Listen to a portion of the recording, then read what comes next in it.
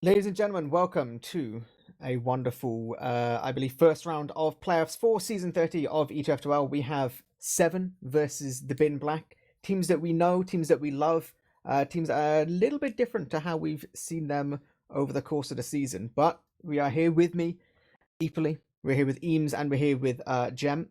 Eemes, how's it going? I'm good, eepily. How are you? I am pretty good. I said we've just been spending the last couple minutes just trying to get a hold of exactly what's happening this game between different servers and never quite knowing what Se7en is going to do on any one particular day. They do seem to just kind of throw their players more or less like willy-nilly, but no idea. We're going to kind of get into that in just a couple minutes. I think first though, we have some beautiful looking pick ban graphics, which we're going to go through because we need to find out what maps are going to get played here. Yes, indeed. So we'll be wondering if we could get any kind of wildcard maps, like, Granary, maybe. Cardinal, particularly, the new map of this season. Or if we stick to more of the stock kind of thing, so... Yeah, I have kind of forgotten since the main season ended. I genuinely forgot the Cardinal was a map. It's kind of a little bit crazy, but we are seeing Bin Black immediately go for banning Badlands. Definitely, I'm always kind of in two minds. I feel like there's teams that really like Badlands, and there's teams which absolutely hate Badlands. And it's kind of, I feel like it could be quite a kind of controversial map. Definitely kind of favored by the older players, not so much by slightly newer ones. So. Yep. Well, the Black banning Badlands is completely understandable. Really like seeing, as I did, them play Swift on it last week. They trolled literally the entire game because they said they hadn't scrimmed it and had no idea what they were doing. So that would make sense. And then Se7en. As you see, a banning Cardinal, and I think that also kind of makes sense. It's kind of the wildcard map, and if you, as Se7en, probably do assume that they're the dominant team, they're just going to play on a normal map where things are going to happen as expected, so they can just get a routine kind of win. Yeah, makes sense. Which is exactly why they've gone straight for Gallywash, a kind of a known favorite. That I think we've seen Se7en do some good things on it. We've seen actually kind of most teams. It kind of seems like a fairly even map for a lot of teams. I feel like it's kind of, I feel with most other maps, kind of some teams will be really good at, some teams will be really bad, but I think Gallywash just tends to be quite good for a lot of people. But yeah, we also see product in the form of the Bin Black. I believe Bin Black were warming up on Viaduct. They did beat Swift, which is good stuff to see. So definitely looking like they're going to have a decent idea what's going on. And our final little pick is going to be Process. So pretty kind of standard map, or exactly kind of what you said, Eemes. Nothing too wild coming out here. Yep. So More or less what you expect. Let's get the rosters done real quick, as I believe we're going live fairly soon. So I'll take the easier job, which is the Bin Black, which is, let's see, Groove and Hems on Scout, Gink and Yillen on Soldiers, Lucas Demo and Degu on Medic. Yep, and I'm going to completely trust the classes they're currently playing, because it would appear that Cadus is not here tonight. We have Starkey on Medic, we have Thash and Credio on Scout, Captain and Ams on Soldier, and Adiski returning to the role of Demo Man, which is something I really want to see. I think Adiski's been, making some fantastic plays on Roma, but Adiski Demo, something kind of legendary about that. Been quite a few seasons since we've really seen him spread his wings. And yeah, that's really quite a throwback. I mean, this is just like, of all the possible combinations you could have come up with the Se7en roster changes this week, this is perhaps still one of the least expected. I just saw Cadus leave Mumble. I seemed he timed out or something, but no, he's out. I have no idea what's going on there. But Cadus, the main caller, is not in the server, and we see a completely changed roster for what should be a very interesting first mid here replay.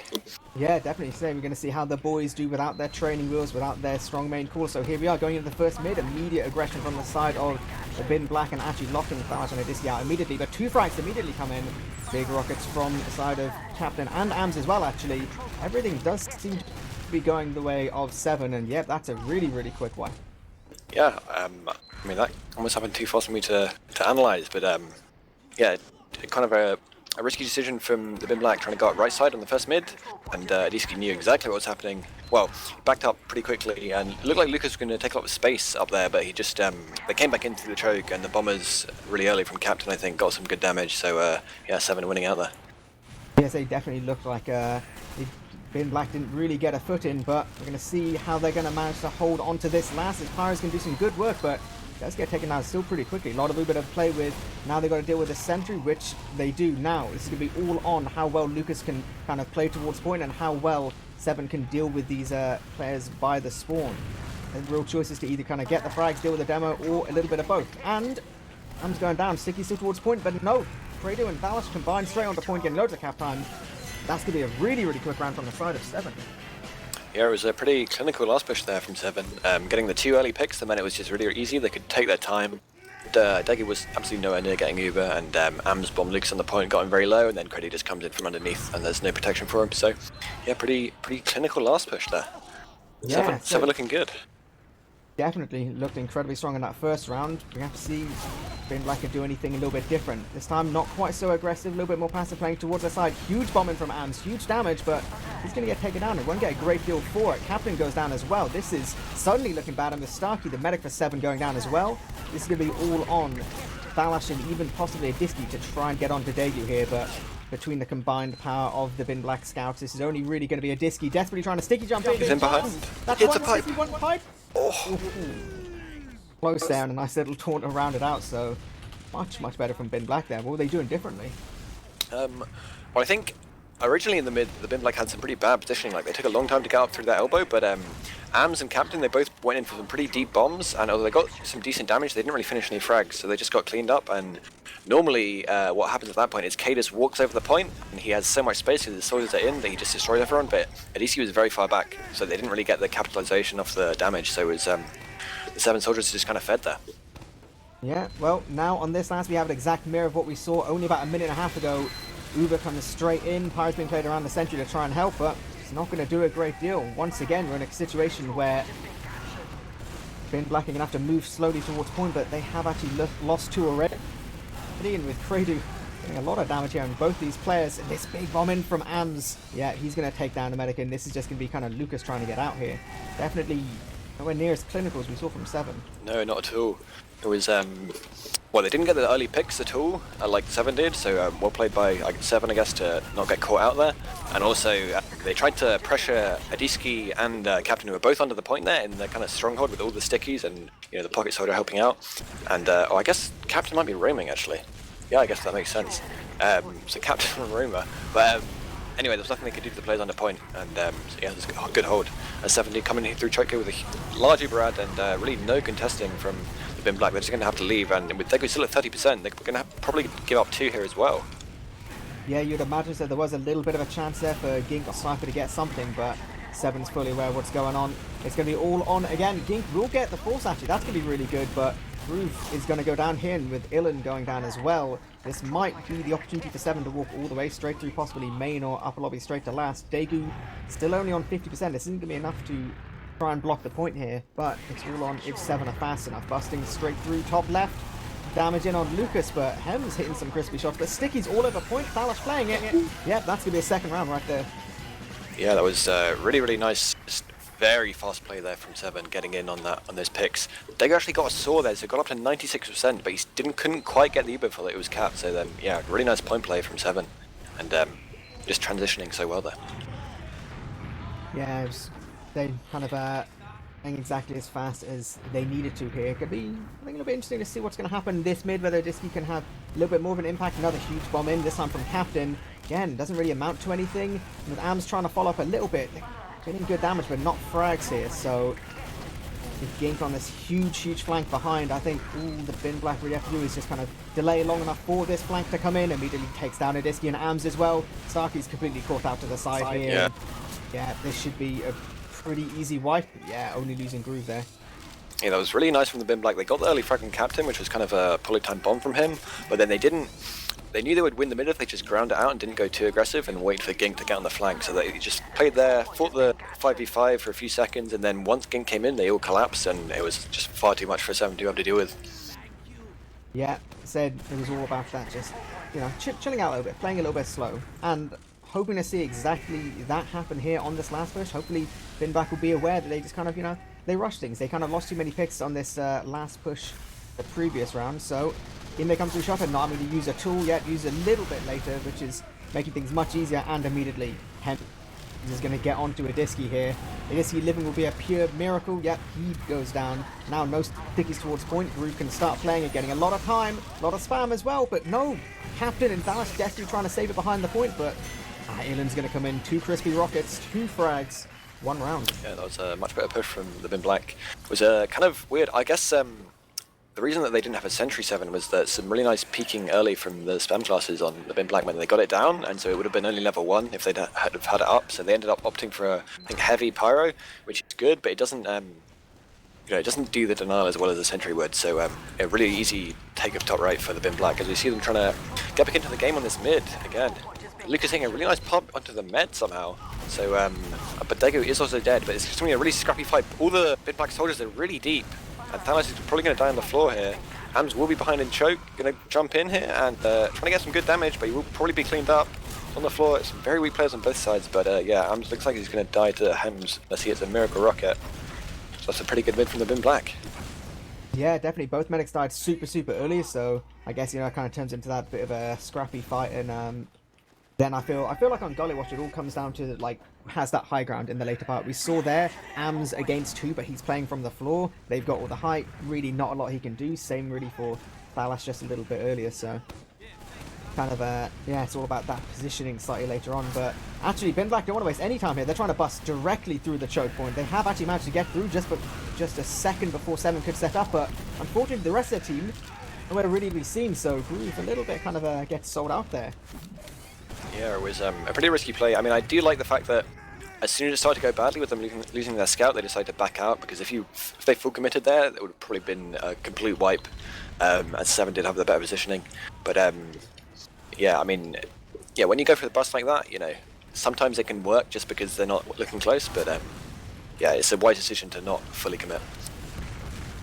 Definitely, and now we are actually going to see 8 minutes into the game. We're going to see our first little kind of stalemate of the game. We've seen a lot of really fast play, a lot of kind of winning mid straight to last, all that kind of stuff. But we are going to have an equal Uber. Se7en will be chilling on their second with a sniper.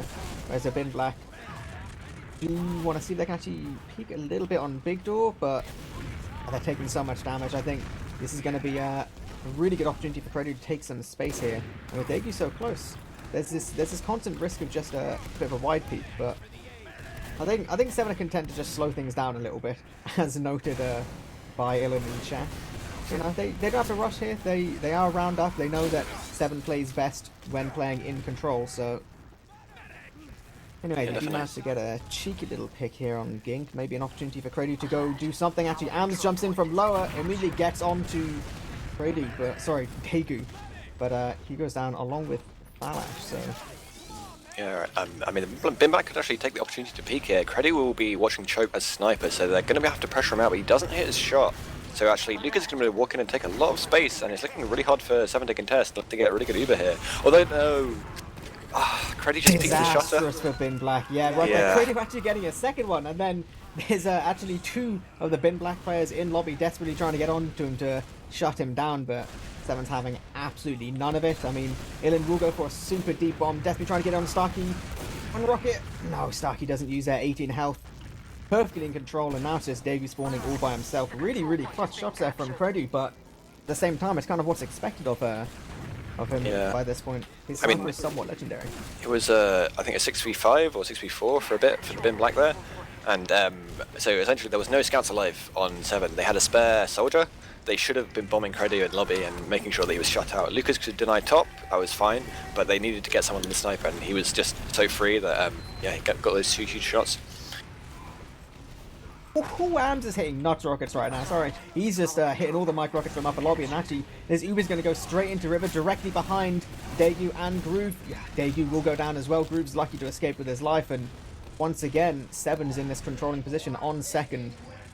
Yeah, Bin Black will be getting the spawn, so this won't be straight through onto last, but as long as Starkey can live here, this is going to be a solid, probably 40, maybe even 50% advantage by the time Daegu spawns. Closer to 40, I'm being a little bit optimistic. Yeah, but definitely looking like a solid push. I mean, they could even start dry pushing here if they really want to go for it, but no, they're going to wait for Uber. I mean, it's kind of unfortunate that Cody's still on a sniper. They're going to need to protect him in this last push, or if he's not, otherwise he'll just get killed by a soldier bomb and completely taken out the fight. Actually, Adiski does go down to Yilin way before the push, so that's actually pretty bad for Se7en. Alright, actually, that said, though, they do have a much bigger advantage than I thought. It's about 60%, so they would probably have time to wait for a Disky if they want to. But Yeah, as I said, I think if they do wait for a disc, he's still got 6 seconds left. It may start getting to danger territory, but actually Daegu did spend a long time not healing there at all. So, okay, I think Ben Black making it a little bit easier for Se7en here. They will be waiting for a disky. They will start moving towards lobby, and importantly, they sent Crody back to change off sniper onto scout. Really, really fundamental, I feel, on this kind of a last push. Your sniper, maybe he gets something from main, but it's just much more reliable to have that scout here. So this Uber, they're about to come in, they're peeking and prodding 75% on Daegu. They don't have all day to play with this. I think they're going to go, it has to be soon. I think they think that Daegu has more percent than he does, really. Like, they're not building, it's not obvious they don't have it, and like Daegu should have been building earlier. Like the 20% disad, they wouldn't have known about it, or the like lower percentage he had, they wouldn't have known. So yeah, not going to push. Definitely a very kind of a passive approach. Definitely, again, Se7en are sitting there with the advantage in terms of rounds, but you know, a little bit kind of a little bit of a kind of giveaway. But like you said, you know, they couldn't have known the information. So at this point, we're just going to do some trading players back and forth, see what kind of sacks we can get. We might even see Credo spawned right back up on sniper again. Yeah, I was going to say that it was actually quite next level of Adisky to die, so that Credo could actually go and swap, and they would have actually had time to go, but no, sadly, they didn't push. Yeah, definitely. I think at this point, it might have even been interesting to see a Disky spawn something like quickie bombs or something like that. We don't see a great deal of it, but I feel like quickies can be a really, really big asset, pushing some of these last points, just being able to destroy all stickies on point just basically immediately. But we're not seeing that kind of stuff just yet. We're just seeing a bit of poking, prodding, no actual offensive off classes on the side of either team. So it's going to come down to some spamming rockets on river, where both soldiers will trade for each other. I did quite. Oh, Lucas would die there, so that's actually pretty bad. At least you can peek pretty much for free here. They don't need the sentry and the soldier denying him. I think that's pretty damage on Daegu as well. He's able to play time without the gun seeing him at all. He does bring 2 down onto point. He does go down, but Uber gets forced off importantly, and Stark is all the way out. None of this is going to matter to him. Him and Odyssey have managed to get all the way, so really, really nice little kind of a fast play towards water and from lobby to force off this Uber and just put enough pressure on Bin Black here. So now with 7 spawner coming up, we should be seeing a very standard Uber, possibly, no, they will use through shutter, they won't try and take it completely for free through that shutter. They are steadily dealing with the gun, but again, they're not rushing things, they're taking position, they're going to get whatever free frags they can, and then eventually start moving towards this point. You know there's no real chance for Daegu to be getting the Uber here, and they know that Lucas eventually, he's going to run out of ammo, he's going to run out of health. There we go, sticks get detonated, but they're going to focus down Ilan first, and then, yeah, eventually, right at the last minute, Lucas will go down. Very, very patient. It's a really, really clinical Uber there. I mean, so they came in top right and really didn't get anything, but what they did do is catch 1 or 2 players. Well, Gink was caught in river and Hems was caught main, and so the scouts just turned back around, killed Hems in main, and captain traded for Gink, and so, you know, just methodically getting the picks that they needed to, and then finally, once they had done that, they moved forward to point and started pressuring it and won. So yeah, nice from Se7en.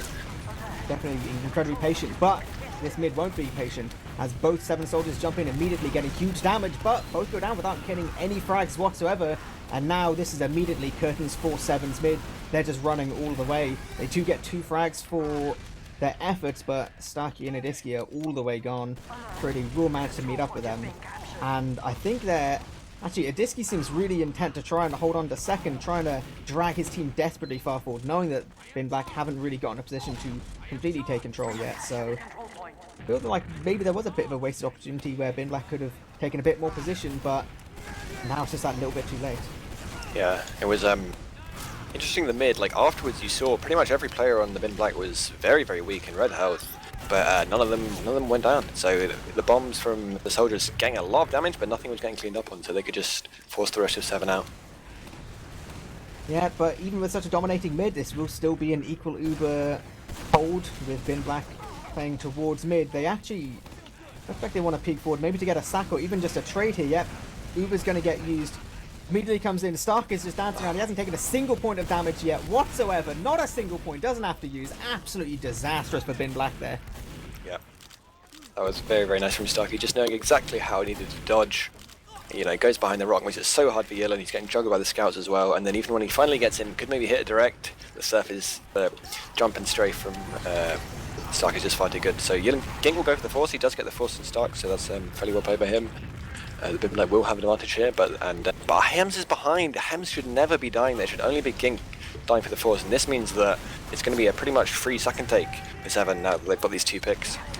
Definitely, I was going to say almost kind of quite disastrous there, but actually Eemes throwing away his life here. Like, he got fantastic damage, but Se7en has to be so fast in order to really shut them out here. They're managing to. Grady's getting a little bit over aggressive, and he's actually going to throw his life away as well. Unless Captain can do absolutely crazy things in this lobby. No. Actually, yes, he does take down Daegu just as he dies, and Groove as well. So this is going to be Starky, Thalash, and a spawning Eemes on mid, possibly even able to hold this with this heal advantage they're going to have. Yeah, I feel like that's so lucky though. That almost just seemed like Se7en was kind of bleeding far too many. If it wasn't for that last little rocket by Captain, it would have been an absolute disaster for them. Yeah, I think Lucas hit some clutch pipes to deny the players pushing into lobby, and it looked like it was going to go really well for the Bin Black with 7 extending, but that nice little play from Captain at the end to pick up 2 just completely turns around for them, and now it's a 100% Uber advantage for them almost, and they should be able to. They've also got the early pick on Yilin. That's just kind of a feed in lobby there, far too aggressive from him, and it's going to be a pretty much free last push with only 4 up from the Bin Black. Yeah, that's it, and already it's 3 up with a fresh spawning Gink. Sticks will get removed off point through sheer force of will, but actually the rest of Se7en's players more or less just got annihilated in that little last push. Now it's just Starky and Akradu in water desperately trying to get away. Idiski's now kind of meeting up. Yeah, that definitely not the clinical push we've seen before. Yeah, it was pretty unlucky from Eemes. He thought he was getting flashed at the point so he could go for Lucas, but the flash just ended as he went onto him, so Lucas immediately deads his sticks and gets that free kill, and then as he did that, the fully buffed pocket came out of spawn and won the 1v1 with the Captain, I think. So what should have been 2 pretty decent fights for them were actually really losing. So yeah, they lost those players and lost the fight. As Bin Black do come in here with a pretty aggressive Uber through choke, can get some good damage onto Thalash, but nothing else. But we do have 2 Se7en players behind, Credy and Eemes. Credy's going to win a 1v1. Yeah, they're actually going to get 3 players going 2 for 4 god, what is happening on choke? Idiski's is absolutely annihilating. He jumps up, drop down, puts up stickies, immediately kills 1, pipes Daegu, and this is now just setting the scene for Se7en to basically walk straight in with 100% precisely Uber advantage. Yeah, Ilin goes down as well with just a Hem spawner. Is there really anything Bin Black are going to be able to do? They're 4 up. I think Se7en are just delaying just a little bit just to get their spawns. They know they've got this Uber advantage. They know, again, the way they win this is by being patient enough. They don't have to rush things. They know there's no chance of Daegu getting an Uber anytime soon. They just need to move as a unit, deal with this Pyro, deal with this demo, deal with all these players. Next to the spawn, and in the Uber comes Groove. A little bit of denying, but again, goes down super, super quickly. And with the Bin Black having to play towards water and spawn, this should be, yeah, the same kind of thing as we've seen before. 2 immediate picks. They're going to start to move towards point, clear some of these stickies. A lot of time being played already. Nice little rocket from Ilin here, but with Gink going down and Ilin being forced to stand on the point, as long as Captain can get behind, hit some nice little rockets, this should just be, yeah, that should be 4-1 right there. Yeah, that was Captain coming in from under there was kind of the nail in the coffin. But I've been kind of unimpressed with Hems's play here. Like, he keeps getting caught out when he really doesn't need to. Like, playing underneath in secret, and then just, you know, the Uber comes in and he's doing absolutely nothing. I'd like to see him like on an off pass or in spawn doing something, but he really should not be dying to that Uber, and probably potentially costing them that last push, which came down to a really close fight in the end. Yeah, so it's definitely a lot of these fights, even if it's kind of playing dominating, it does come down to some really important, almost kind of like one-on-ones playing the fair advantage. But here we are, 6th mid of the game. A little bit slower, no immediate death, no immediate bombs, but again, Hems will be the first frag on the mid, and with Eemes behind Bin Black's choke and desperately trying to get out, he's going to be hitting huge rockets. Daegu should go down super late, and yep, this is auto wipe. This is a perfect mid that you want from the side of Se7en, and actually, already you can see Idiski jumping straight through river. He wants to try and get some spawn camping on. Yep. Yeah, Captain's as long as he can take down Hems, this might just be a pretty quick round hit. Oh, disaster! Yeah, very this easy is just for pad Idiski. stats at this point. Idiski farming about 600 damage right there, so... Yeah, that was nuts. I mean, they pretty much lost their round anyway, but I don't know, I feel like it was possible to notice that Idiski was doing that. but no one did. So yeah, that's three quick little frags for Diski. We see if Captain can just win a 1v2 this mid, or get 2 frags rather, and survive. So that was what happened last mid. Yeah, so I think we are going to see Bin Black try and take towards right side. I haven't seen this since the first mid, and again, they've done the exact same. They've managed to keep Thash and Diski out completely, and that's all on dealing with these 7 soldiers, which they've done actually quite fantastically. 3 frags immediately. Starkey's going to run straight to his death, and this is all on Ediski, who's going to desperately try and get away, but there's realistically no chance. As long as he doesn't hit any miracle pipes. Nope. So, suddenly, looking a lot stronger from Bin Black there. It's almost kind of a... You're almost worried that it would be the same as what we saw in first mid, but actually they dealt with these later soldiers absolutely perfectly. They really fixed what they were doing early on. And again, exactly the same as what you said, dealing with this gun early, preventing Se7en from being able to get a level 3, and even taking down Captain on River. But they lose Lucas, losing your demo here. That's got to be bad, right? Definitely. It's kind of it's interesting. The mids are going pretty evenly for both teams. Some of them getting, both. They've been like getting a wipe there. But what's the last pushes so far have been the difference in this game. Although it looks like this one's going to go, oh no, I say that, and then Group's on the point. Oh god. So yeah, that's a fairly scrappy last push for the Bin Black. But that's exactly what they're going to need to be doing if they're going to actually get a foothold back into this match. Like their mids have been, I mean, they haven't been amazing, but they've been winning some of them, and that last mid was excellent.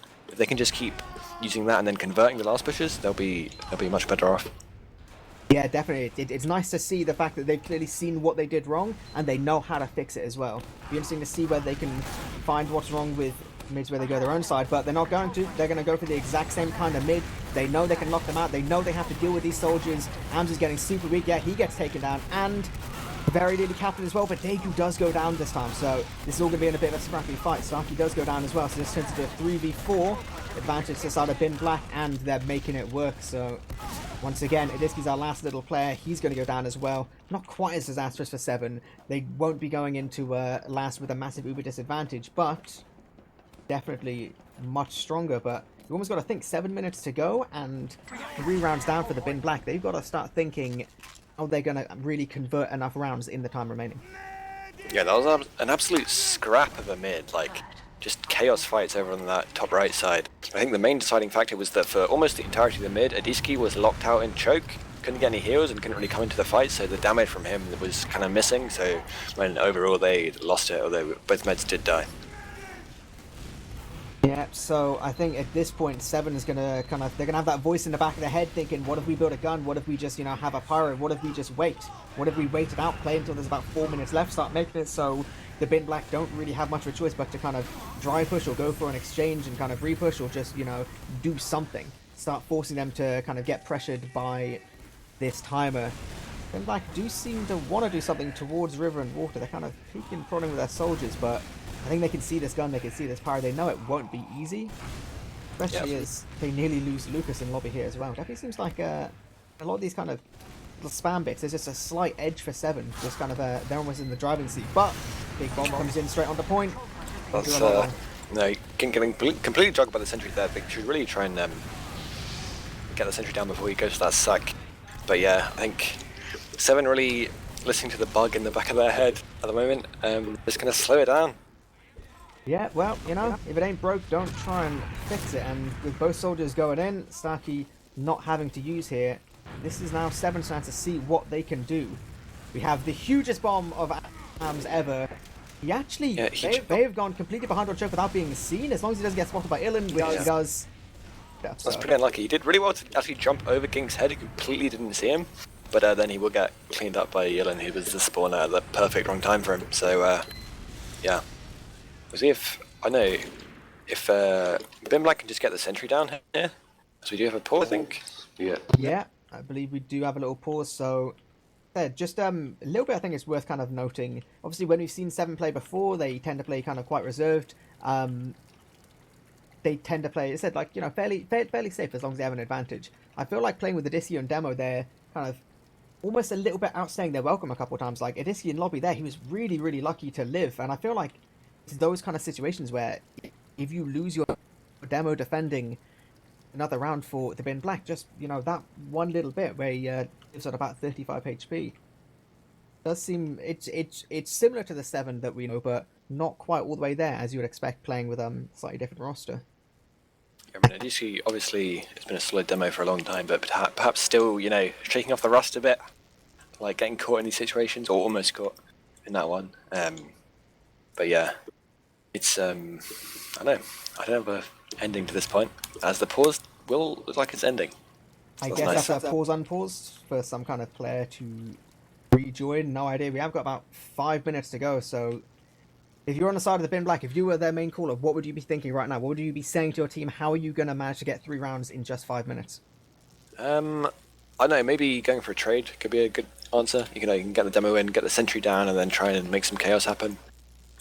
You know, particularly with a small last point like this, you know, you can get a lot done sometimes. Just try and flood everyone in and see if they're caught sleeping. Everything going to be, you know, doing their best to shut it down. Yeah, so definitely with this Pyro as well. Captain, that's a nice pick right there. Immediately gets easier, and actually a little bit unfortunate not to get Eemes here. They're going to go for a trade. Surely it has to be right now. They're going to go for some kind of player. It has to be right now, and the trade comes in straight through Shutter. Again, much better Uber for the Se7en side. But then, like, do manage to take down the gun, which, like I said, is going to be really, really important here for when they try and repush. Trade will spawn on heavy, so it's not going to make things easy, but this first pick makes it really, really good. Okay, suddenly they're taking decent control over top right. Huge damage, but Captain 3 frags immediately, but no points being played, and none of that matters. Yeah, that was, I know, just really nice, pretty much exactly what I said. You know, they came in, they got the gun, they got a pick, which was like really, really bad from them. I think that was Eemes going down there, or maybe Captain. I don't know. So that meant that they were just so free coming in top right, they just took so much space, and even though Captain got a really nice flank, they weren't quite paying attention to the point, so yeah, they lost it. This mid is crucial for the bin black. If they can get something good going here, they can actually start maybe even getting back into this match. Yeah, definitely. It's all about kind of momentum at this point. As long as they can have quite a dominating mid, this would be really, really good. But Davey's really, really lucky. No, he will go down late, and yeah, with the damage on the side of the bin black, they should just be getting absolutely wiped. And we do see at this point it was Groove who could have some internet problems. He did reconnect, so we're all good. There's no 5 versus 6 shenanigans, but making things really, really difficult for bin black now. Starkey with this full Uber advantage. I mean, it's almost at this point like if Se7en go for this Uber push onto last, which logically makes sense for them to. If they push in, if they get this round, it basically becomes curtains for bin black. They've got to have such a dominating last hold and kind of coast to coast it. Yeah, definitely. It was just, I mean, some really good position from the bin black there, but the health advantage was always on the side of Se7en, and Adiski, he came in through elbow and got so much damage on them because they were all top right, and then Eemes just came in with a bomb when they were kind of distracted, got Daegu, got a lot of damage, and there was absolutely nothing they could do at that point, as they do take in the Uber top right here. Yeah, immediately takes down the Pyro, but they do lose their demo, which does make things a little bit difficult. Gigs on this big flank doing a lot of damage here, so this is looking good in terms of bin black being able to hold this, and actually they will wipe Se7en completely, so exactly what you just said about if they can manage to go all the way through here, not have to really get forced, almost get all the way onto Se7en's last, this is where the bin black can really stand a chance of at least taking this to golden cap. At this point, the idea of winning in regulation isn't really possible, but golden cap is still very, very possible, but they do have to be aware of this sniper and broad spawn, which, yeah, Gink 100%, he's aware of it, he deals with that immediately. Oh no. That's a really unfortunate death from Yulin there, just getting a little bit too aggressive in that choke. Obviously they want to go fast, but if you're losing players like that, it's going to make it much more difficult, but still a huge advantage from Se7en, from the bin black, and we're taking lobby here. Adiski's actually pretty caught out, maybe dying to the Uber. They haven't even had a pop, and they're all up top, so this could be a really nice Uber from Lucas if he's going to get in. They've gotten a lot of picks, and they could actually take this into last. Yeah, I said it's going to be, if they can deal with this gun with the last part of the Uber, which they do, actually, yep, Captain going down as well. Suddenly only 3 players on the side of Se7en, both Scaps and a medic. They do get 1 frag, but with Gink dragging them all the way to point with Groove, so much time being played. Will the spawners from Se7en come in? Yeah, bin black have no choice but to come in, but the Uber does come out from Starkey's Saw, so as long as they can deal with Ilan on right spawn, I think that's more or less going to be it. Yeah, Dagu's ran all the way out, and with 1 minute 20, this is basically impossible for bin black now. Yeah. So close on that last push there. It was so unlucky for the bin black. I mean, it was really nice chasing, going deep from Groove, Daegu, and Lucas there. And even they ended up taking basically a 3v3 when they could have been like a 6v3 because they had so many picks. But their spawners, I mean, their cappers and the rest of their team were coming in. They took far too long, so it was just a 3v3 for far too long, and it meant they got the Uber. Definitely. So we do see, though, as much as it doesn't look like Ben Black can win us in regulation, sorry, take this to golden cap with the time remaining, it does look like they can get at least a little kind of consolation round here, as long as they can get their last little bit of the Uber. But actually, no, Stark's about to get his as well. I think this is just going to be a 35 seconds run in, trade some Ubers, pad some stats, and more or less start thinking about the next map. Yeah, definitely. But I mean, obviously the Bin Black have lost this, but there's definitely strength to take from it. I mean, they had really good mids. They, you know, they were pretty much going toe to toe with Se7en for the most part. Just you know, a few non-clinical last pushes and just losing a few fights that they might not have needed to lose. That was the difference. But yeah, as this last push just descended into pretty much chaos, and Se7en didn't get any better of it. I know. I think the Bin Black will be fairly optimistic about product. Yeah, definitely. No, this is considering how we've seen Se7en playing earlier on in the season, we've seen a much more dominating team than we saw this game. You know, yeah, they had some really fast rounds, they had some really quick conversions, some nice clinical kind of dictating the pace kind of play, but we also saw them get completely caught out. We saw the Bin Black's aggression really kind of catching them off guard, and definitely, I feel like at this point, if there's a version of Se7en you really think you could stand a chance against, it might be this one. You know, take away that main caller, and suddenly that kind of those core fundamentals don't kind of follow in the same way. Yeah, definitely. Although I'm looking at the stats here now, and Adiski playing really, really well. I mean, so obviously his DPM is top, but it's not too far away from Lucas's. But the difference between the two demos is Adiski did this with 191 damage a minute taken, which is really, really low, and only 20% heals. So he wasn't even taking much resources for his team or taking too many fights and still managing to put out huge damage. I guess that's partly from like those spawn camps and those huge mids, but like, yeah, really, really well played by him. Clearly not that rusty after all. Yeah, and I said we definitely saw, even to say in fairness, even on some of the mids where the Bin Black won, we did tend to see a lot of damage come out from the side of Se7en. It would be a case of even on these dominating mids where Se7en just kind of wouldn't quite get the frags, they'd get the damage, but it would just be that last little bit, that kind of that little bit of cleanup. So kind of makes sense. Maybe it's just the fact that there's not quite that same synergy, those same kind of like focus calls. But credit where it's due. I think considering everything, that was a much closer game than the logs would dictate. You look at damage, you look at frags, it seems like, oh, everything went the way of Se7en, but Bin Black they made some real objective based plays. There's at least a couple last where they really focused the objective, and Se7en were just like, oh, no idea, forgot that the point existed, who knows. Yeah, it's the kind of thing that will tend to work against. Obviously, I mean, these players have played together a lot, but there's different roles, new players coming in. Starkey's playing medic, playing Roma. It's not what they used to. So definitely, there's opportunities for things to get messy and for the Bin Black to exploit that.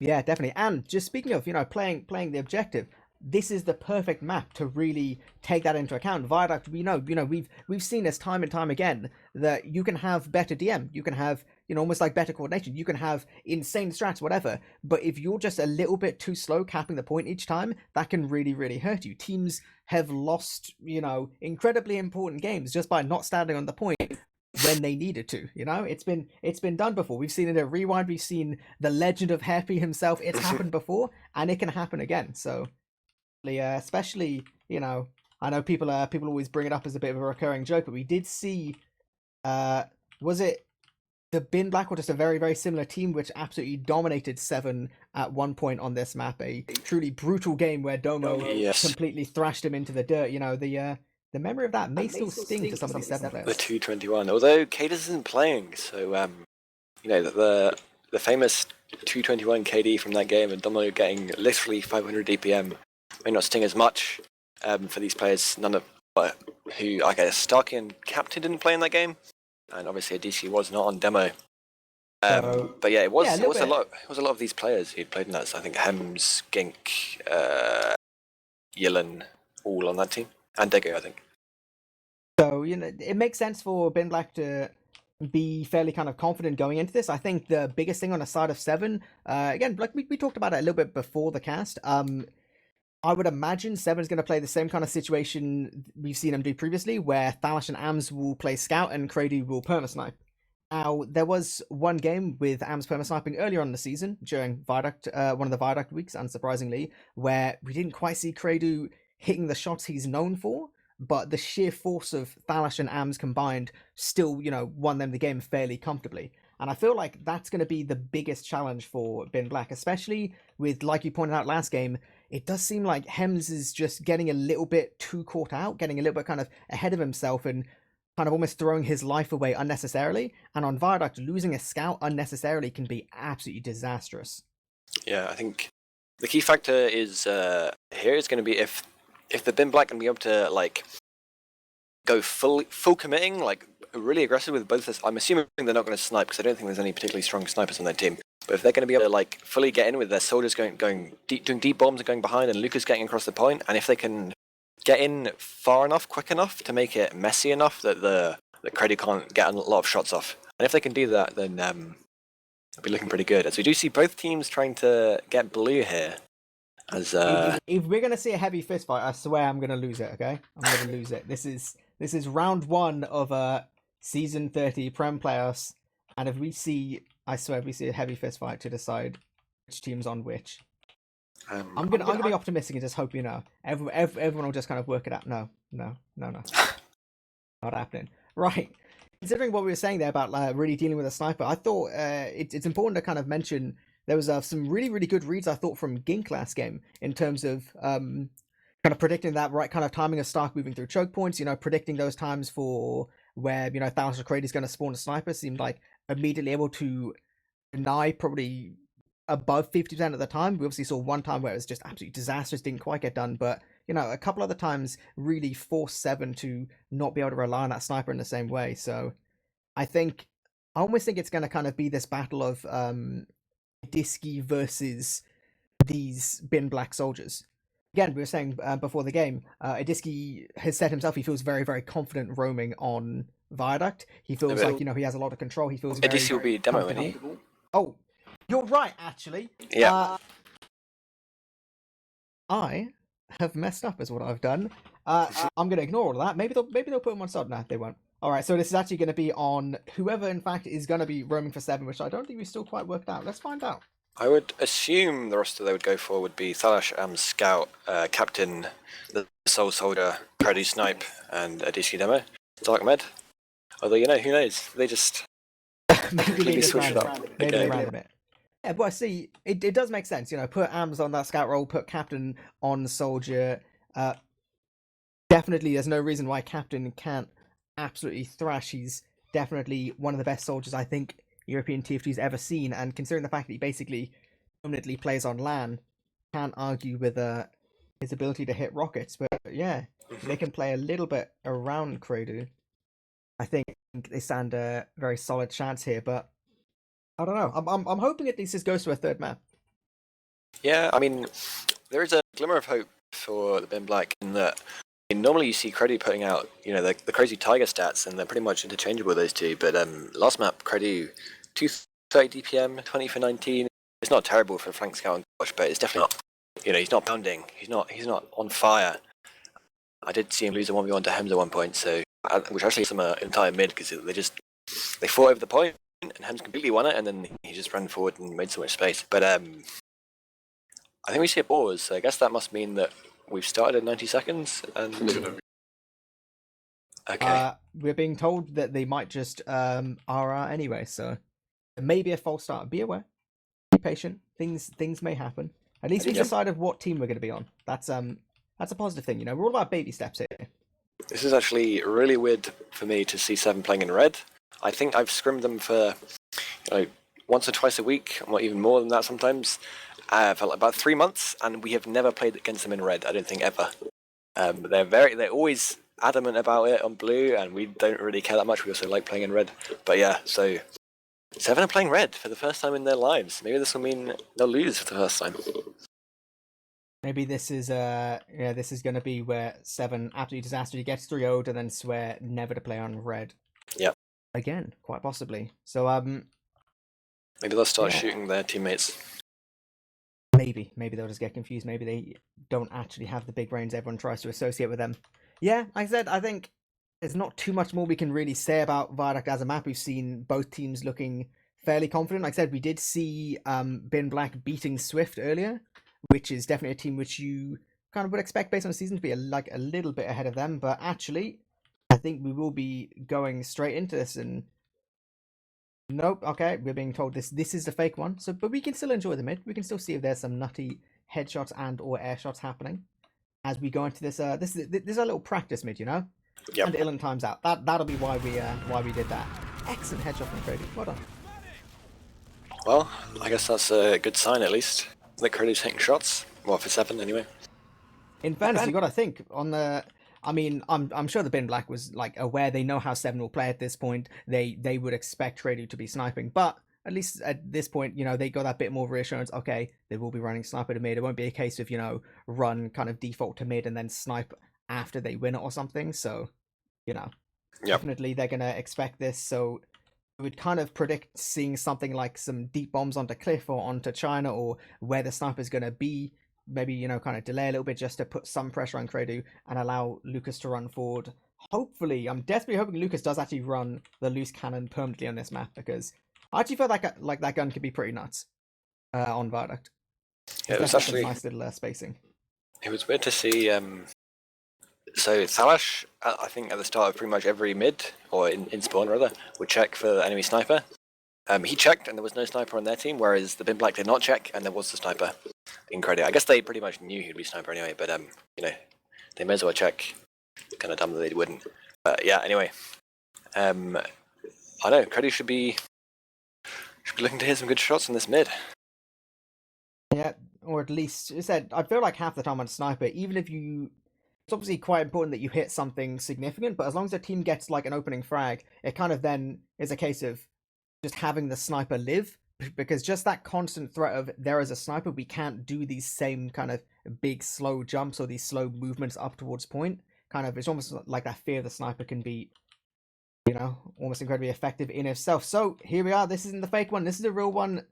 Season 30, first round of playoffs, Se7en versus the Bin Black, starting here on Viaduct. We see some nice little early jump from Eemes getting towards point, completely denying off actually half of the entire side, and exactly as we guessed, big bomb onto Crady. But I think we're going down on one side. This is going to be a case of, can Se7en move towards point? Can they deal with Dylan behind? But no, they're actually getting completely crushed behind point, and this is Groove just rushing forward, taking down Eemes. And you know, this is a little bit kind of a 3 versus 3.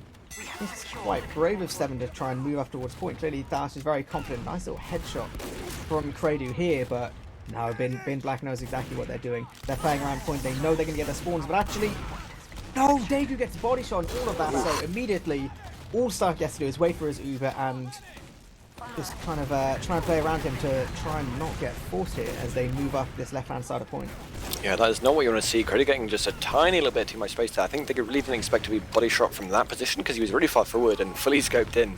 But yeah, Crady just, you know, biding his time and just standing completely still in the middle of the point there and getting that. So yeah, that's well played by him, I guess. It was interesting to see on mid. Eemes shot a lot of his stickies just at the right entrance to try and deny like as many players as he could, but it was only Groove there. The Groove just literally just rotated around and he shot like Eemes had used up almost half his ammo to do that, so he didn't have the best mid after that, being so low on ammo. As Bin Black do try and break this forward hold, or they have lost Daegu somehow. I guess Eemes, I'm not entirely sure how Eemes got that. I think in all of this, Eemes been absolutely pounding on the left-hand side.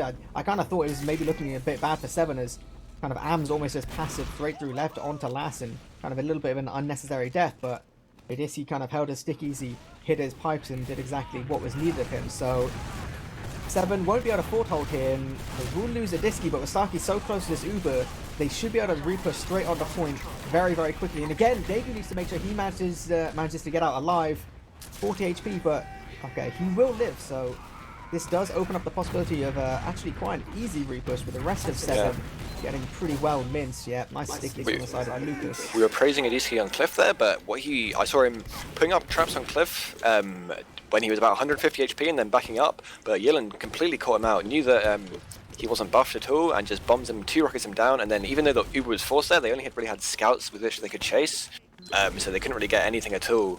And it was a really easy force for the Bin Black, and now they will have decent Uber advantage on Degu, so they should actually try and look to take this into them, really, if Degu's on Sniper. I mean, Creddy's on Sniper. Degu's almost going to get it. He's actually... Oh no! I thought he was going to dodge those pipes, but he does actually get crunched by Adiski. Really nice spam from him, and yeah, Se7en can just sit back here, play with Creddy, and yeah, it was really, really huge from Adiski. Then we did see nice little bomb from Lucas hitting some good stickies, but ultimately not gonna matter too much. He will get taken down super late. Se7en does capture a point, and they have a 100% Uber advantage again. Lives through all of that. Like I said, it's just having that kind of perma sniper is just it kind of makes it so difficult for Bin Black to really be able to move up anywhere. It's just a constant threat. It's a constant thing you have to think about. Am I on a sight line? Am I going to suddenly get body shot for 150, completely denying my jump? But Bin Black are going to try and move up. They can take a lot of spam, a lot of kind of a coordinated fire from the side of Se7en. But they are mostly just playing behind point here. You know, they know that this time is ticking down. As long as they can just keep their players alive, keep Crody kind of racking off body shots, shouldn't be too much of a problem. Actually, 2 soldiers go really deep for Bin Black. They'll take down 1, but Crady's still living throughout all of this, being just so ridiculously annoying. Yeah. Now, this is going to be all on. Can Davey manage to get out? Yep, he's not healing in all of this, and Lucas a little bit ahead of his team will go down super late as well, so... Yeah. That's, I mean, so what you're seeing a lot of the time in these fights, which is really, really well played by Se7en, really, is, and it's the reason they're so difficult to deal with on this map when they have Sniper is that, I mean, obviously the main counter to Sniper is the soldiers go behind, right? But all that Se7en need to do at that point is they back up, and they back up really, really far, to be honest, like to behind house and get the scouts to deal with the soldier behind. And once they do that, they clean up the soldiers and they completely split the Bin Black. So the rest of them can't really follow up because they have to walk over point into a Sniper. And as you say, that Ubers are traded on point. Going to get much more picks for Se7en here, and it's looking far easier. Yeah, they're just going to be taking this fight again. Yeah, I said this is about 10 seconds to go. It's going to be on, I think Lucas won't have much of a choice but to just try and jump in or just get headshot and more or less not really be able to do anything. So that's going to be first round going to Se7en almost definitely. Yep. I think at this point the important thing to mention is, I mean, there's a lot of pressure on Crady, but he just doesn't seem to be dying. Even if the person kind of protecting him almost kind of goes down to like both these soldiers, Crady just keeps living time and time again. It just makes things just so difficult for Bin Black to do anything.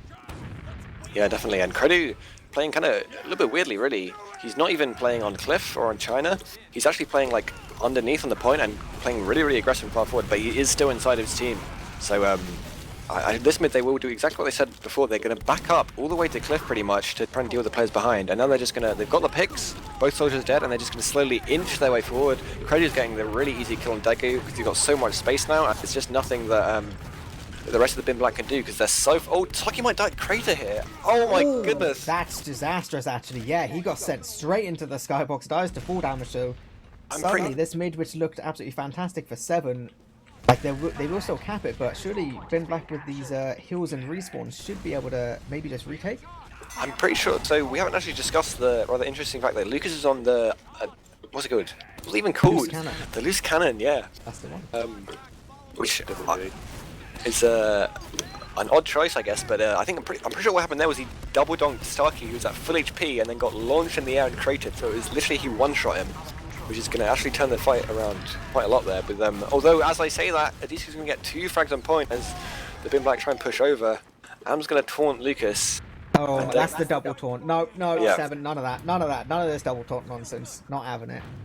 They're definitely, this flank control from Se7en as well. Seems like between Captain and kind of Am's playing a little bit towards the right, they denied any ability for Bin Black to kind of move through, and once again we see this foretold. It is going to be equal Ubers. We will see actually a lot of them get through, but what a pipe from Adiski.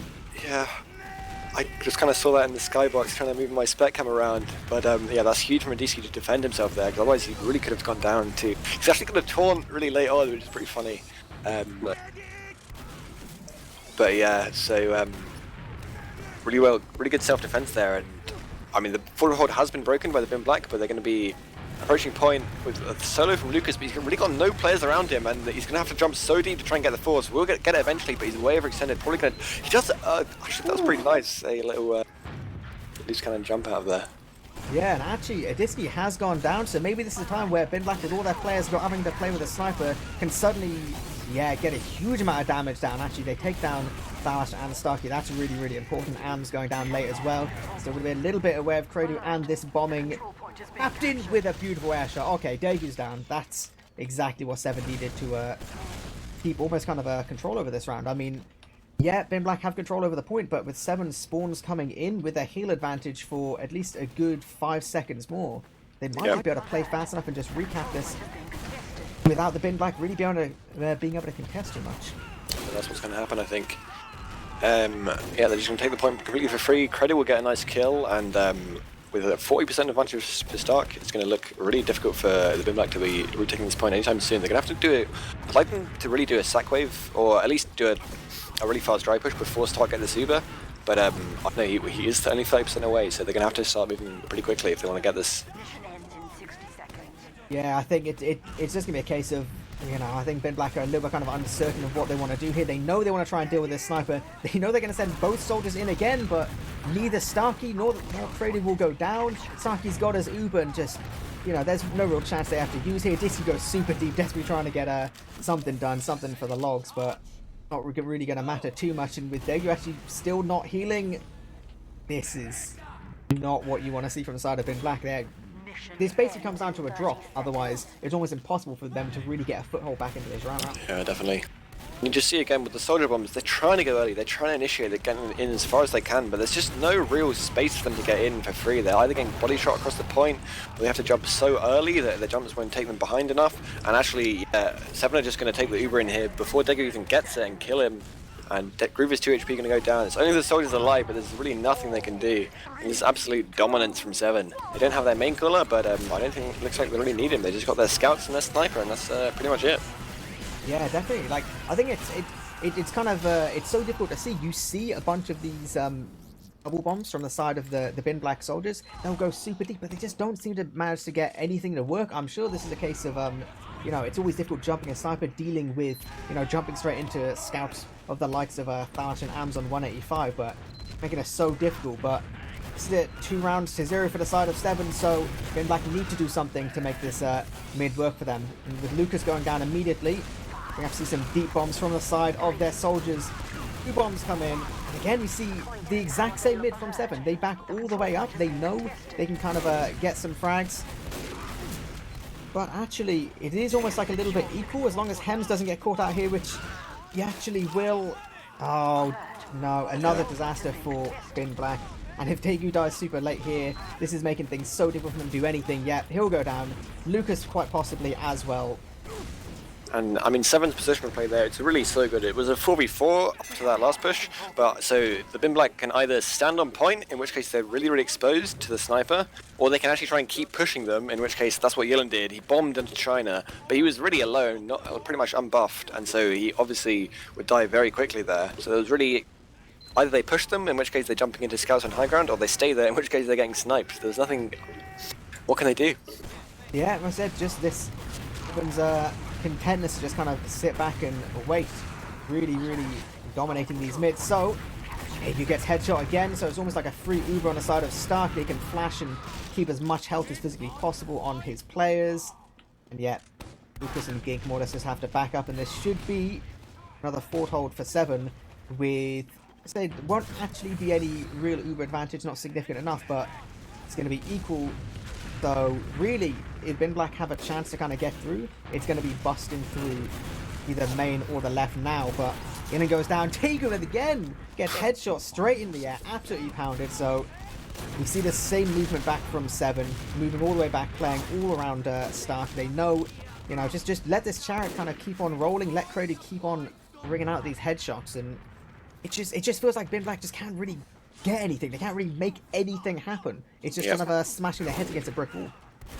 Well, other than obviously Daegu going down a lot, which is like kind of an execution problem, he needs to not be picking the sightlines. What the main problem is that they're not getting in to get there as a team when they try and walk over. This has worked quite well here. Lucas is going to go forward, but as you can see, Se7en have backed up so far that if Lucas wants to push into them there and try and coordinate with his soldiers, that he's just going to be feeding into them and not, or if he's going to stay on point, he won't reach them with his stickies. So yeah, we've been speaking about it all game, but they've backed up, they've baited the aggression with the soldiers, cleaned them up, and then the team And yeah, it's a huge Uber in from Se7en here. Captain's going to get Daegu. They're all going to be caught out. Se7en, they're completely outplaying the Bin Black on this map. It just looks like they don't really know what to do to counter it. And yeah, Se7en have just got them wrapped around their finger right now. Yeah, it really does look like it, but 60 seconds left on the timer for Se7en, so this is all or nothing. The ridiculous damage from the side of Eemes and Diski as a combo. Eemes doesn't want to stop. He wants to run straight in onto Lucas. Oh my, this is just absolute carnage. And Se7en's going all the way to spawn. They have no fear. They don't care. They're going to go straight through, try and get on the spawn camp. This is 40 seconds to go. Stucky gets a saw as well, so he's about to get his Uber. I think more or less everyone in the server is kind of calling it at this point. I think Bin Black's kind of really resigned to their defeat here. Yeah, DC just absolutely owning people on this cliff. We'll die to Daegu, but Credit's going to trade the frag. And it was almost like the Bin Black so running out of ideas that like, let's just send 6 people through cliff into the stickies and pipes to Vidiski, and he did about 600, 700 damage in about 2 seconds there, and obviously that's not going to work. Saka has actually somehow gone down. So, you know, looking, maybe, is this the comeback, eepily? Quite possibly. I mean, it does look like Se7en's just going to run completely at them, hope for the best, and just, you know, see if they can make some Reddit-worthy plays. But this is almost like those moments where, as long as Bin Black can kind of keep their coordination, but they're only 3, and they have these spawn disadvantages that you get from capping the point, so he's going to get a headshot. Daegu's going down. I think it's going to be the final cap of the game. This is going to be 3-0 to Se7en on Viaduct and 2-0 on Mac, so it will be Se7en winning this best of 3. Indeed. Well, Definitely, it's a hugely dominating performance from Se7en on Viaduct. There, we saw on Gully things were like a lot closer. There's a lot more back and forth, but it's just absolute destruction. Really, just seemed like Bin Black just they couldn't manage to get anything right. no, not at all. I mean, to be fair, I've played against it myself. It is very, very hard to do. But I think the main thing was, yeah, they need to be all going together as they go over point, and not just baiting the solids to go forward and get cleaned up, and then they clean up the rest of the other 4. But yeah, just very, very difficult to do anything when Se7en are playing it that smart. Yeah, definitely. I think hopefully we will be able to get some logs up to have a quick look. Again, you know, it's not worth kind of dwelling forever on them whenever it's a bit of a role like this, but, you know, I think you've got to point out some of the things like Talash 28 for 4, top damaging on the server, little under 440 DPM. We saw Credo. I think Credo's the most important stat in this game, regardless of the fact, you know, he didn't hit one of those crazy 500, 600 DPM sniping games, but he died twice. In the entire game. He died half the amount of times as Starkey. He was just so irritating that entire game, but he just lives. He lives through absolutely everything, and he was just the thorn in Bin Black's side throughout. It's just Definitely. Making things so difficult for them, but yeah, you know, it's, again, kind of not worth falling absolutely massively. Definitely seemed like the Bin Black soldiers, they weren't able to kind of get that pressure. It seemed like they wanted to go really deep to try and deal with Credo. It was kind of their idea as pressure was to kind of almost commit a little bit too hard. Granted, you kind of can't commit a bit less because, you know, you might just get headshot in the air, and Credo's the kind of guy who would do that. So definitely tricky position to work things out in. But yeah, what can you really say with a game like that? Absolute death and destruction. I think Absolute dominance. Yeah, we might actually be working our way up to a couple interviews. We have a couple people. I see Eemes and Thalash are in the Interview Me channel, which will be brought in momentarily. I have no idea if we'll have some representative or representatives from the Bin Black. We'll give them a second to work it out. I think not. I think we're only going to have 7, as far as I'm aware. Oh, what are these bias interviews?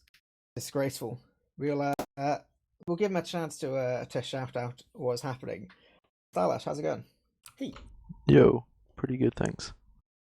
So I think biggest thing we noted, Gallywash, definitely not an absolutely perfect game from the side of you guys. You know, there was a lot of real nice clinical kind of, you know, wipe them on mid, straight through onto last, real kind of, you know, playing it slow, playing the objective, getting those frags, and then dealing with Lucas right at the end. But also some mids where it just seemed like Bin Black caught you a little bit unawares, caught you guys out a bit much. Do you think that's just kind of a symptom of playing with this different roster? Sort of, yeah. I mean, we knew exactly like what they were doing mids with the aggro and our choke. I went choke our first mid and we completely shit on them. But then when they continued to do it, we had like a Disky getting stuck in our choke and doing no damage, whereas usually when we play with Cadus, he's like in elbow, ready to go up when our Sully's bomb. And we didn't fix that until like the end. So they got like 2 or 3 rounds off the back of like mids. But yeah, we were like pretty aware of what they were doing. We were just playing it wrong. I guess like Adisky's inexperience on demo kind of showed. Yeah, definitely to the credit of Ben Black, it seemed like definitely their first mid they kind of got completely I believe it was their first mid they kind of got completely denied, and then a little bit later on they managed to kind of work it out a little bit better. So they were kind of like adjusting quite quickly, but it just seemed like they were the guys who had to sort out their mids from the start, whereas you guys kind of, were like a little bit dominating to begin with, so kind of had a bit of an easier time to work with. I think the important thing from my point of view is obviously this completely different roster. Stark Medic, is this looking to be a kind of permanent thing? Is this just for this game, just because Cadus was missing, and obviously I assume Tiger's still not able to play? What's happening there? We're gonna play with Stark probably. I think that's what we decided on, because it's a bit too much to change like our lineup so much that we have like new scouts and stuff as well. Like Figer's not used to Pocket Scout, so it's better if we get to keep our old lineup and just swap the medic. It's better for us. So we already practiced a lot with the old lineup, so we got a lot of chemistry going and stuff. So we figured it's the best this way rather than trying to swap everything. Yep. So I've got a follow-up question from that, which is, well, firstly, why was Cadus not playing today? What happened? His wrist is bad. Okay. Fair enough. So, and going on from that, how was it playing with the DC? Obviously, you mentioned him, not backing up into elbow like that. Was it really hard playing with a new demo, or did it work out all right? I mean, it was alright. We didn't really have like huge expectations. We kind of expected to just win on like DM alone. But obviously, it's like a downgrade. But Adisky has good aim, so he wins like fights just because of DM. Yep. Which works out in these games, I suppose. Who was main calling? Myself and Stark mainly. Right. Fair enough. As I said, we definitely saw kind of moving on from Gush a little bit. Viaduct, it was incredibly one-sided. We saw some kind of, the biggest thing kind of I was pointing out was that it seemed like Crady just couldn't die. He was either positioned correctly or the team was playing around him correctly, so he was just, it seemed almost impossible for Ilin and Gink to really get on him. Is this something you've been really practicing? Like, obviously, Se7en of old haven't tended to play with a perma-sniper and Viaduct, at least as far as I'm aware. Is this something you've really been working on to kind of have this different approach to Viaduct, play with a perma-sniper, and just really kind of focus your players on kind of keeping him alive and letting him just be an absolute nuisance for the enemy team? It's not so much that we like base our whole playstyle around Credu. I think he just kind of does a good job of like fitting in, and he kind of, I mean, he lives. Even if he wasn't sniping, we would still be dealing with the soldiers the same way, I suppose. But it's more Credu like fitting in than us adapting to him sniping. Because I mean, I suppose we have played the most Viaduct with this roster with Credu. I don't think we've played that many times with Tiger. But it's just kind of like an easy way in Viaduct when you're not so practiced if you have a sniper like. So and especially with like to scout, so there's no reason not to do it really. So when it gets to LAN, will you go back to 2 soldiers, or will it go Thalash sniper? Oh, you don't want to see me snipe on LAN. I don't know. We haven't really thought about it. We haven't played much Viaduct. We're kind of like evaluating our map still. We're not sure what our permaband's going to be and stuff like that, so we're not going to rule anything out, I suppose. Fair enough. Yeah, so I think I'm more or less out of significant questions here. I think I'm not quite sure what the result of the other game was, so not quite sure who Se7en will be going up against next, but I assume at some point someone will either shout at me or will just work it out. Anyway, is there any more questions you want to ask Eames before we kind of start wrapping things up? Have you got any fear of Swift? What they might do to you on maps that aren't Product and Cardinal, perhaps? No. Okay, cool.